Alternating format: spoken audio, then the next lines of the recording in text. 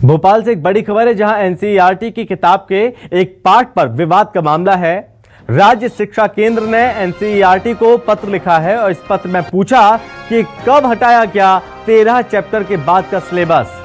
NCERT ने syllabus से chapter हटाने की जानकारी नहीं दी। एनसीईआरटी के जवाब के बाद राज्य शिक्षा केंद्र फैसला लेगा।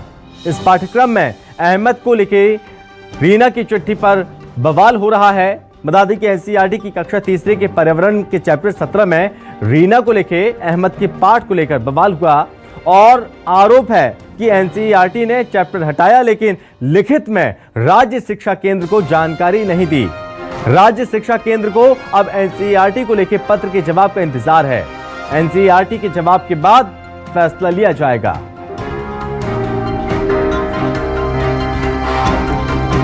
ज्यादा जानकारी के साथ संवाददाता शब्बीर हमारे साथ जुड़ रहे हैं। तो शब्बीर, विवाद अभी भी थमा नहीं है, फैसला लिया जाएगा। जानकारी जो मांगी गई थी वो जानकारी अभी तक दी नहीं गई। किस तरह का विवाद अभी देखने को मिल रहा है आगे? देखिए संभव, इस पूरे मामले पे ये कह सकते हैं कि एमपी अजब है और गजब है। जिस मुद्दे को लेकर पूरे देश में सियासत हो रही है, मध्य प्रदेश की सियासत गरमाई हुई है, वो पाठ पढ़ाने के लेकर एनसीईआरटी ने यह फैसला ले लिया कि ये सिलेबस में ही नहीं है और ये हटा दिया गया। 18 पाठ है एनसीईआरटी की क्लास 3 के पर्यावरण विषय में बात की जाए तो मध्य प्रदेश के राज्य शिक्षा केंद्र को ये जानकारी है कि 18 चैप्टर है उसके अंदर, लेकिन एनसीईआरटी की तरफ से यह फैसला लिया गया कि 13 चैप्टर ही इसके अंदर पढ़ाए जाएंगे और एनसीईआरटी ने फैसला ले लिया, लेकिन मध्य प्रदेश राज्य शिक्षा केंद्र को कोई जानकारी नहीं दी गई। जब इसको लेकर बवाल हुआ कि ये सब्जेक्ट पढ़ाया जा रहा है, ये चैप्टर पढ़ाया जा रहा है, तो उसकी तरफ से दिल्ली से एनसीईआरटी के अधिकारियों की तरफ से ये जानकारी दी गई कि हमने इसको लेकर फैसला ले लिया था कि सिर्फ 13 चैप्टर ही पढ़ाए जाए क्लास तीसरी में पर्यावरण के विषय को लेकर। लेकिन राज्य शिक्षा केंद्र को जब ये जानकारी लगी कि चैप्टर पढ़ाना ही नहीं है, तो उनकी तरफ से एनसीईआरटी के अधिकारियों से बातचीत की गई और उनकी तरफ से ये कहा गया कि हमने तो ये फैसला ले लिया। तो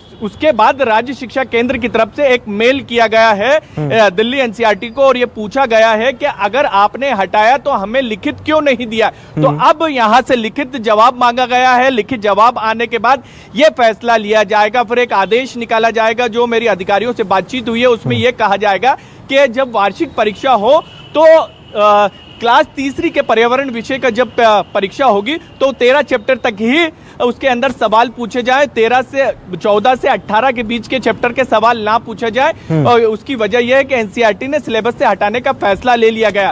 अब सबसे बड़ा सवाल यह है कि किताबें कैसे छप गई। तो राज्य शिक्षा केंद्र की तरफ से यह तर्क दिया गया है कि हम जब एनसीईआरटी की तरफ से सीडी आती है और फिर हम उसको ऑर्डर देते हैं किताब छपने को लेकर, तो हम 6 महीने पहले से तैयारियां करते हैं।